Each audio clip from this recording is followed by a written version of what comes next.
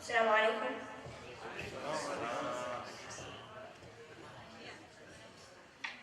Now, today I'm going to be reading Surah Al-Waqi'ah. أعوذ بالله من الشيطان الرجيم. بسم الله الرحمن الرحيم.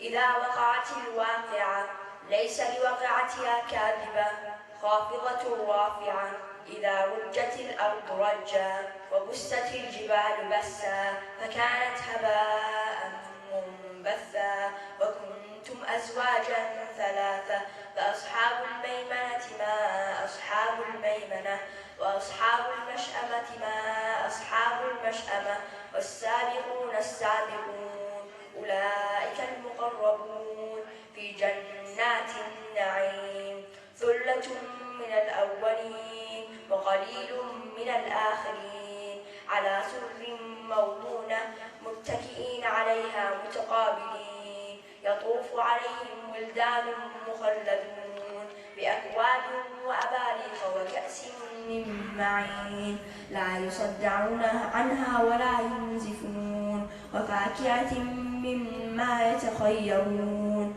ولحم طير مما يشتهون وحور عين كأمثال اللؤلؤ المكنون جزاء بما كانوا يعملون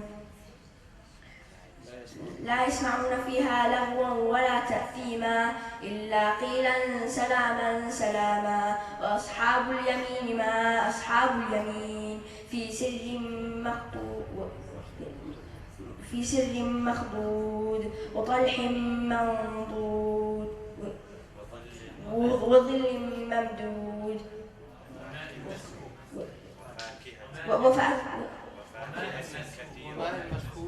وماء مسكوب وفاكهة كثيرة لا مقطوعة ولا ممنوعة وسور مرفوعة وفرش مرفوعة إنا أنشأناهن إنشاء وجعلناهن أبكارا عربا أترابا لأصحاب اليمين ثلة من الأولين وثلة من الآخرين وأصحاب الشمال ما أصحاب الشمال في سموم وحميم وظل من يحموم لا بارد ولا كريم إنهم كانوا قبل ذلك مترفين وكانوا يصرون على الحنث العظيم وكانوا يقولون أئذا متنا وكنا ترابا وعظاما أئنا لمبعوثون أو آباؤنا الأولون قل إن الأولين والآخرين لمجموعون إلى ميقات يوم معلوم ثم إنكم أيها الضالون المكذبون لآكلون من شجر من زقوم فمالئون منها البطون فشاربون عليه من الحميم فشاربون شرب الهيم هذا نزلهم يوم الدين نحن خلقناكم فلولا تصدقون أفرأيتم ما تمنون أأنتم تخلقونه أم نحن الخالقون نحن قدرنا بينكم الموت وما نحن بمسبوقين على أن نبدل أمثالكم وننشئكم فيما لا تعلمون ولقد علمتم النشأة الأولى فلولا تصدقون أفرأيتم ما تمنون أأنتم تزرعونه أم نحن الزارعون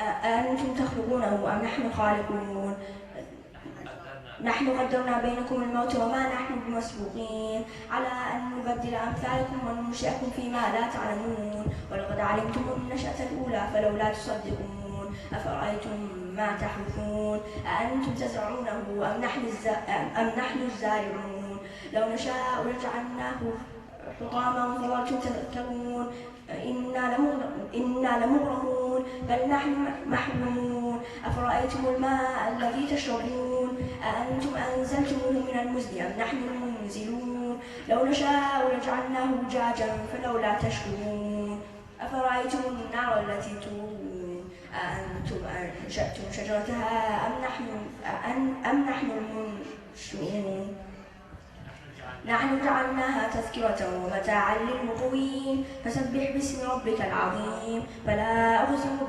بمواقع النجوم فإنه لقسم لو تعلمون عظيم إنه لقرآن مجيد إنه لقرآن كريم في كتاب مكنون لا يمسه إلا المطهرون تنزيل من رب العالمين أفبهذا الحديث أنتم مدهنون وتجعلون رزقكم أنكم تكذبون فلولا إذا بلغت الحلقوم وأنتم حينئذ تنظرون ونحن أقرب إليه منكم ولكن لا تبصرون فلولا إن كنتم غير مدينين ترجعونها إن كنتم صادقين فلما إن كان من المقربين فروح وريحان وجنة نعيم وأما إن كان من أصحاب اليمين فسلام لك من أصحاب اليمين وأما إن كان من المكذبين الضالين فنزل من حميم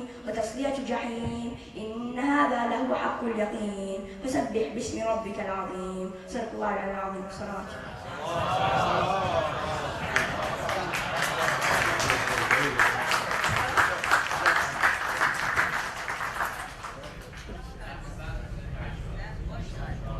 MashaAllah Ali.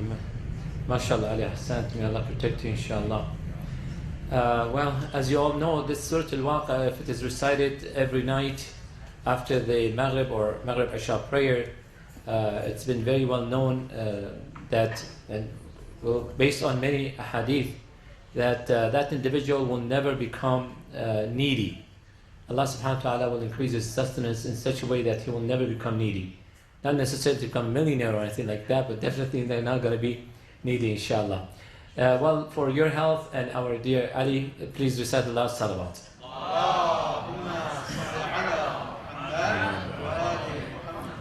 Without any further ado, I would like to invite Sayyid Mehdi al-Qazwini to the podium with the loud salawat, please.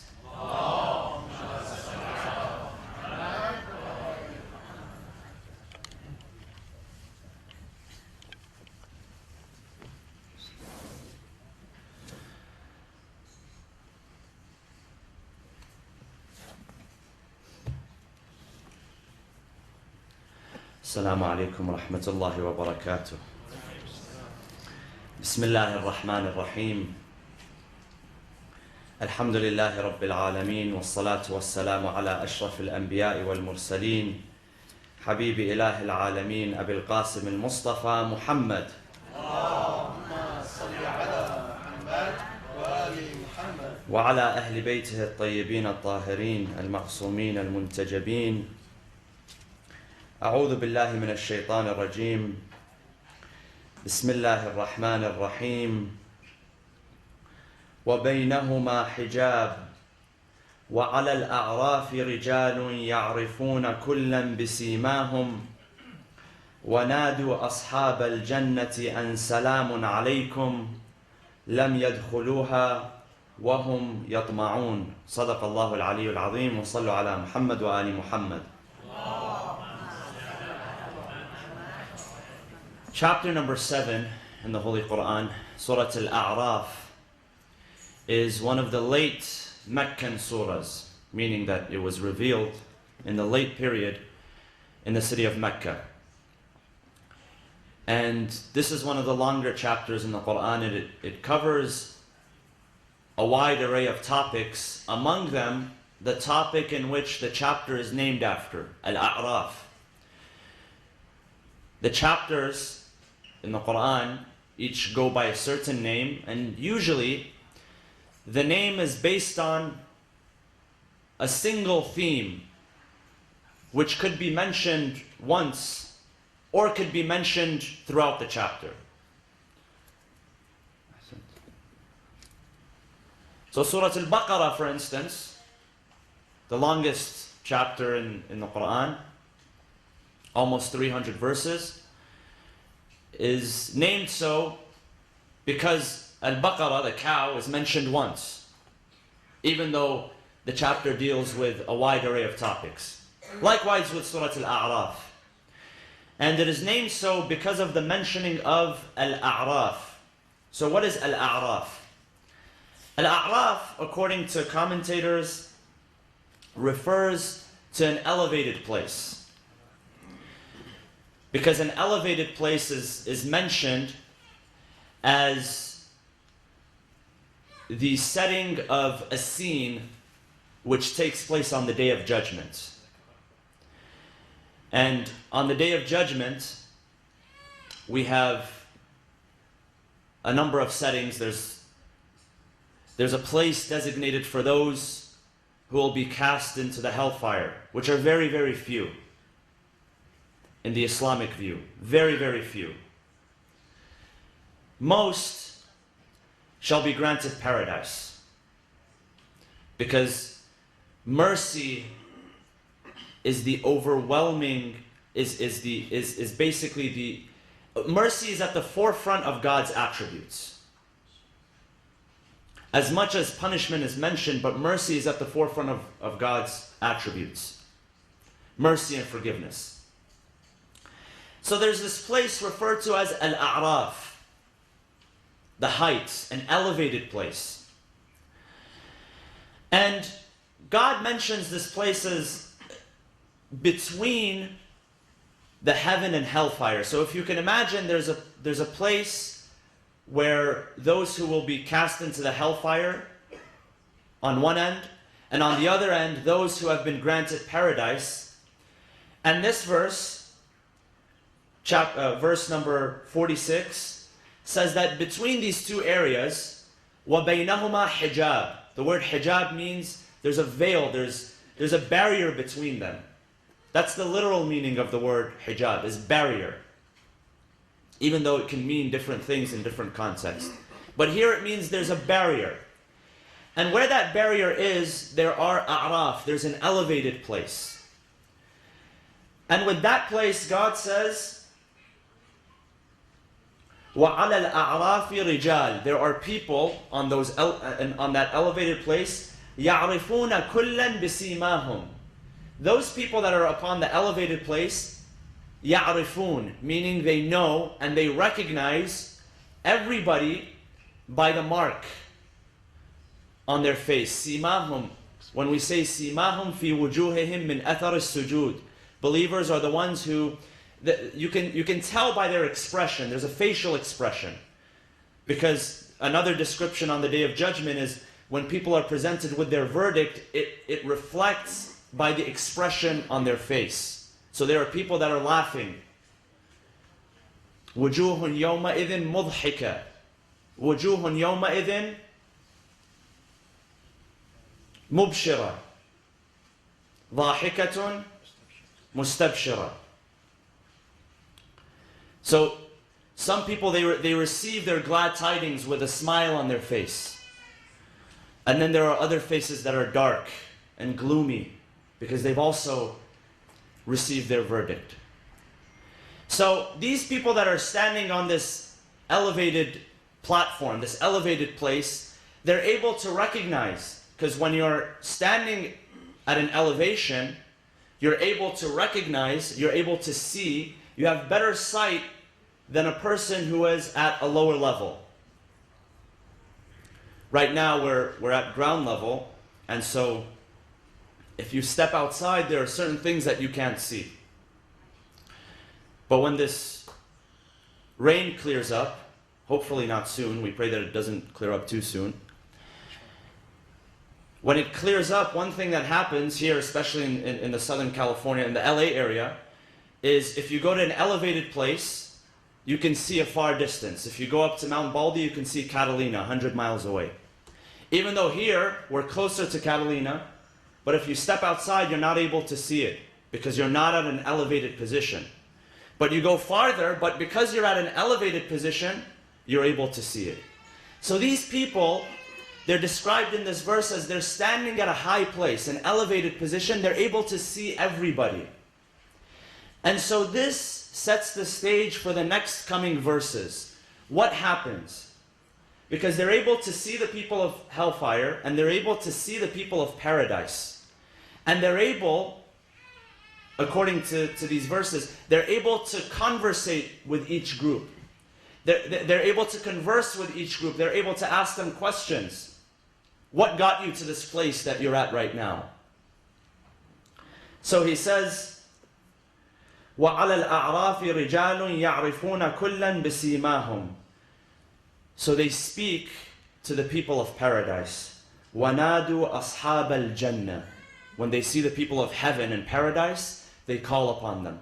وَنَادُوا أَصْحَابَ الْجَنَّةِ. What's the first thing that is said to the people of paradise?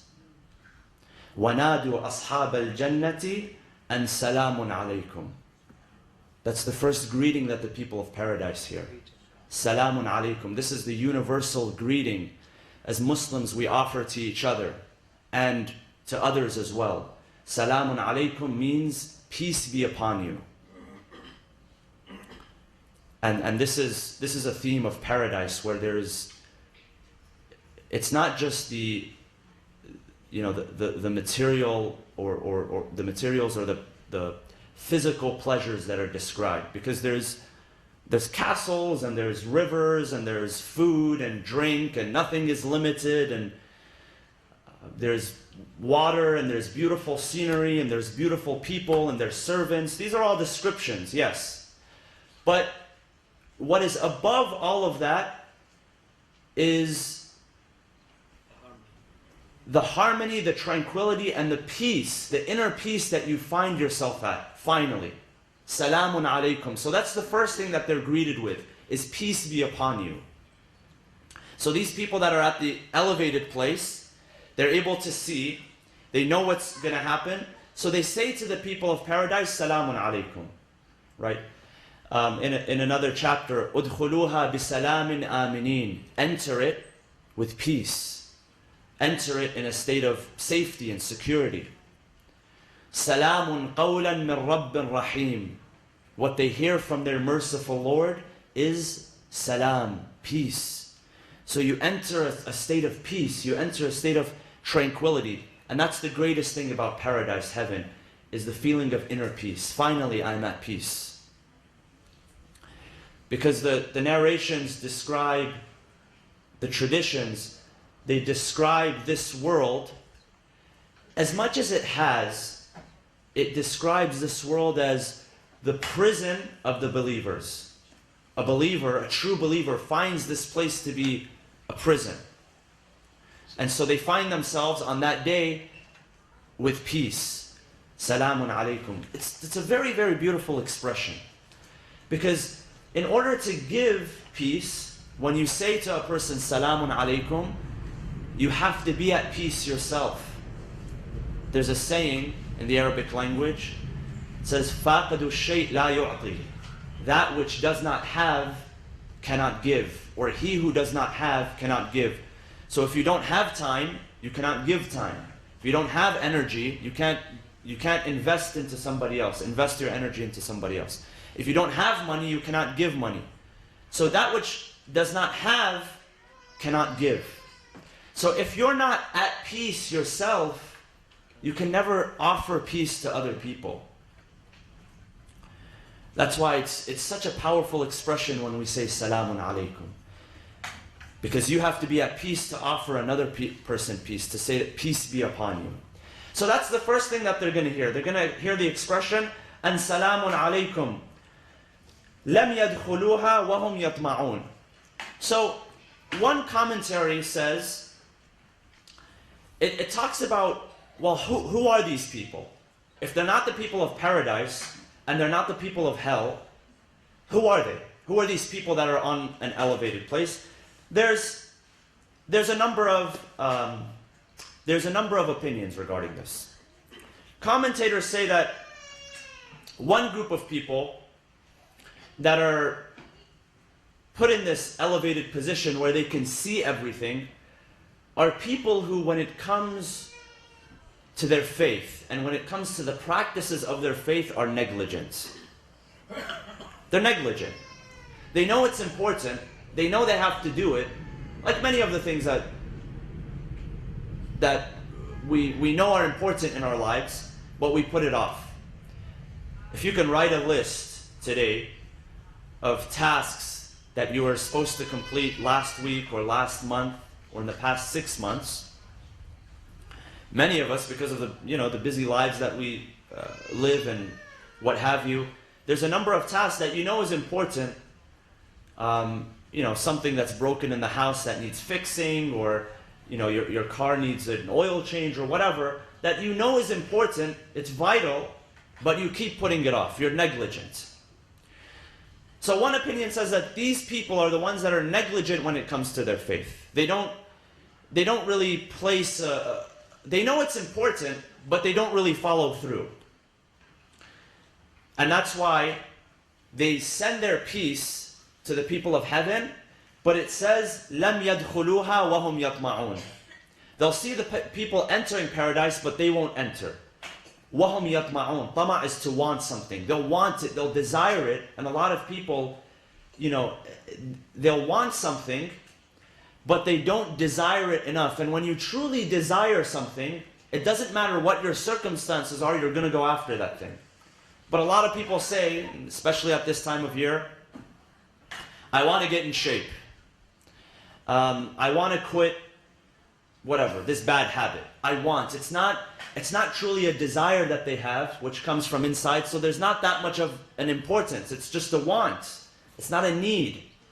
So a lot of people, when it comes to their faith, yeah, I want to practice, I want to do more, I want to give more charity, I want to do this, I want to do that, but it's not a desire, so they're sort of negligent.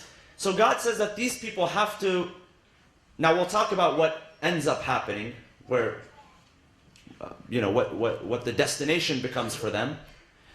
But in the meantime, they have to watch everybody else go in, and they have to wait. But they send their peace and their blessings upon those people.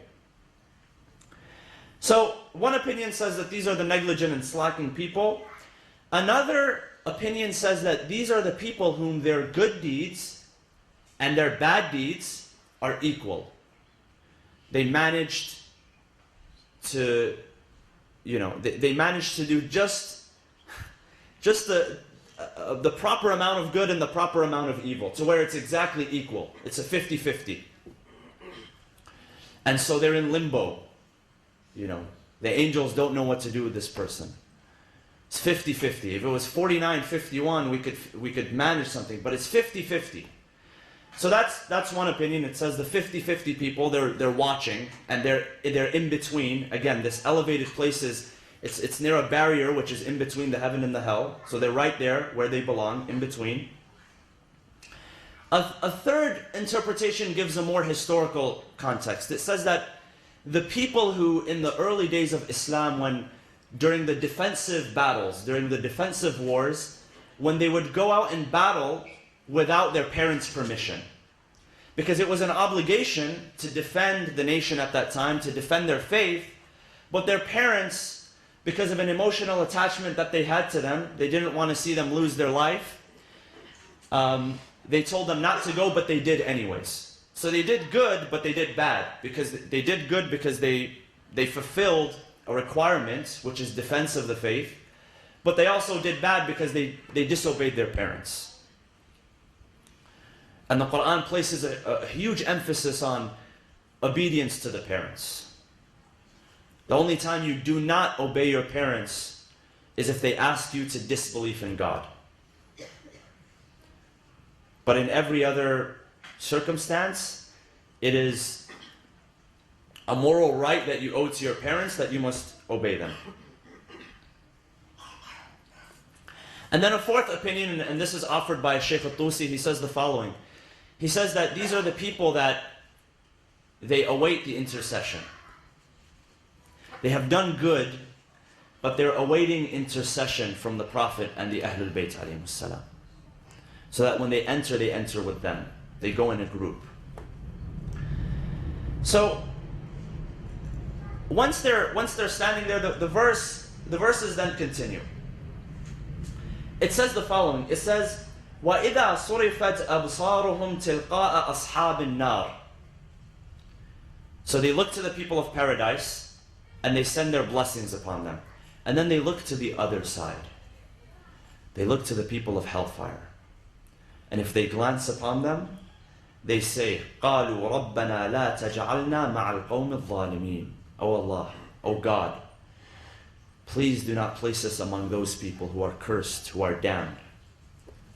So they're standing there and they're actually offering a prayer to God not to cast them in the place that those people, the oppressors, and the word is not sinners, it's not those who disobey, but it is the oppressors. Do not cast us among those, do not cast us among the oppressors. And then the conversation continues. So it talks about a group of people who inhabit the A'raf, the heights. وَنَادَى أَصْحَابُ الْأَعْرَافِ رِجَالًا يَعْرِفُونَهُمْ بِسِيمَاهُمْ قَالُوا مَا أَغْنَى عَنْكُمْ جَمْعُكُمْ وَمَا كُنْتُمْ تَسْتَكْبِرُونَ.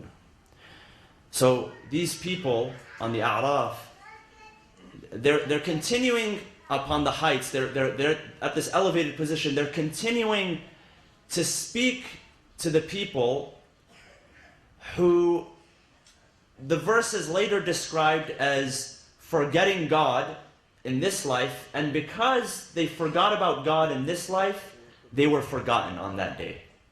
When you forget about God, you become forgotten on that day. And they have a conversation with them. They tell them, you know, you spent your entire life creating wealth, gathering money, gathering materials. You spent your life heedless. You spent your life not in the remembrance of God. So they asked them, the people on the heights, they asked the people who are cast to the hellfire, was it worth it? Was it worth it, all of this? Has anything that you accumulated in this life, was it buried with you in the grave? And did you benefit from it?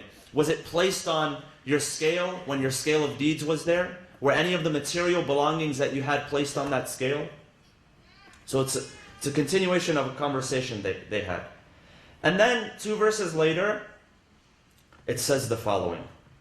It says, وَنَادَى أَصْحَابُ النَّارِ أَصْحَابَ الْجَنَّةِ. So the people of the hellfire, they begin to speak to the people of paradise. They say to them the following. وَنَادَى أَصْحَابُ النَّارِ أَصْحَابَ الْجَنَّةِ أَنْ أَفِيضُوا عَلَيْنَا مِنَ الْمَاءِ وَمِمَّا رَزَقَكُمُ اللَّهُ. Afid comes from fayd, which means what? It means that which is extra, and fayd, right, we refer to flood as fayadan, that which overflows. An overflow. Fayd is an overflow. They say, because they see the people of paradise, they see the people of heaven in such a good state, they say, give us or grant us some of the water and some of the food that God has blessed you with, now that you're in this paradise. And what is understood by this is that the people of hellfire, one of the types of torment that they feel is extreme thirst. Extreme thirst. And many of the chapters of the Quran, they talk about how they feel thirsty, but the type of water that they will have to drink. That it's a boiling water. It's a boiling, steaming water. And that when they drink it, it does nothing to quench their thirst. It only makes them thirstier. And they begin to feel more intense thirst. So these people call out to the people of heaven who have fresh, pure water, which runs from springs, which is never ending, and they say, share with us some of that which God has given you. And so the reply is the following. Pour some water down upon us, or some of that which God has provided you, some of the rizq, the sustenance that God has provided you. They will respond. So the people of heaven, they respond. They say, truly God has forbidden them both to the disbelievers. We would, but God has prohibited it. We can't share this with you. This is something that you have to earn. قالوا إن الله حرمهما على الكافرين. It's forbidden. It's forbidden. You're unable to drink this. This drink, this food, this water, it's reserved for a certain group of people. It's not for everybody. So a conversation takes place. Now the commentators, they say that the people who are upon the A'raf, for whatever reason, either they're 50-50, or maybe they disobeyed their parents, but they did something of value, which was good, or people who had faith but were negligent when it came to their practice, or people who had hope as well, because hope is also, hope in the mercy of God is a big factor which determines our destination. There's one tradition, I've mentioned it a few times, there's one tradition that says that on that day, when the sorting is complete, all of the sorting, everybody's destination on that day, on the day of judgment, is determined. There's one final person, and he is condemned to the hellfire, and he's walking towards the hellfire. And he turns around and he says to God, my Lord, he says something of the nature of, Ma hakada dhannu bik, that my Lord, I had optimism, I had hope. I didn't think that you would actually punish me, because I knew you are the most merciful. I recognized your mercy, and I had hope in that mercy. And because of that recognition of the mercy, not because of his deeds, but because of the recognition of the mercy of God, God changes the path of that person from the hellfire to the heaven. Simply because he recognized that God is the most merciful, because he had hope. Because when you have hope, it's something which lingers in your mind. You know that even if I do evil, God's mercy is bigger than any evil I can do. And that's what we talk about when we say that God's mercy is all-encompassing. So, most commentators agree that the people of the heights, Al-A'raf, at the end of the day, God permits them a pass to the heaven. That they'll notice all of this, they'll watch this, they'll have the conversation with the people of the hellfire and the people of the heaven, but at the end of the day, God will send them in there.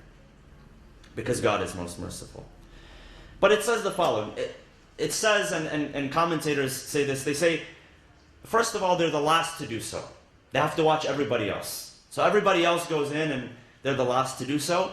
And they're referred to as the poor of heaven. Because, you know, the rich of heaven or the wealthy of heaven are the ones who go there abundantly, and when we mean abundantly, of course, isn't with, again, it's not with their materials, but abundant in good deeds. So when you come abundant with good deeds, you enter right away. But they're referred to as the poor of the heaven. Some also say, and just to put that there, some people also say that these people include those who have not reached the age of moral responsibility, bulugh, and they have passed. God will enter them into the heaven. So children, babies, that nature, people of that nature, or people who simply live not fully sane in this life. God will not punish those people if they happen to do wrong. He will send them in. And there's one more category of people that commentators discuss. And it says those are the people who, because Islam, by the way, Islam believes in itself as the one true faith, as the one true religion. However, Islam does not believe that heaven is reserved only for Muslims. Not at all. So it believes in itself as the one true faith, but it does not believe that heaven in the afterlife is reserved only for Muslims. So commentators say that it's the people who did not know what the truth was, did not recognize what the truth was, and they misbelieved, not intentionally, but out of ignorance, because the true message was never delivered to them. And today, it's the age of information, but it's also the age of ignorance. Because there's so much information out there, there's also a lot of misinformation out there as well. And if we've learned anything in the past 6 months or a year, is the way that misinformation and misrepresentation can shape the minds and hearts of people. So people who watch TV all day and their biggest source of information is, Fox News or CNN or whatever, all the channels. I don't support or condemn a channel. They're all at the same level. They all have the same agenda. Misinformation. As much information as there's misinformation, so people are confused about what reality is. But a lot of those people, and a lot of you have met them, are very well-intentioned people. When they recognize what the truth is, they embrace the truth. So those who have not been given the chance to recognize the truth and see reality as it is, they are among the people of the heights which enter the heavens. We ask Allah subhanahu wa ta'ala to allow us to see reality as it is. And we ask Allah subhanahu wa ta'ala to include us in the shadow of His mercy on that day. Bismillah ar-Rahman ar-Rahim. اللهم اغفر للمؤمنين والمؤمنات والمسلمين والمسلمات الأحياء منهم والأموات تابع بيننا وبينهم بالخيرات إنك مجيب الدعوات إنك قاضي الحاجات إنك على كل شيء قدير برحمتك يا أرحم الراحمين وصلى الله وسلم على سيدنا محمد وعلى أهل بيته الطيبين الطاهرين.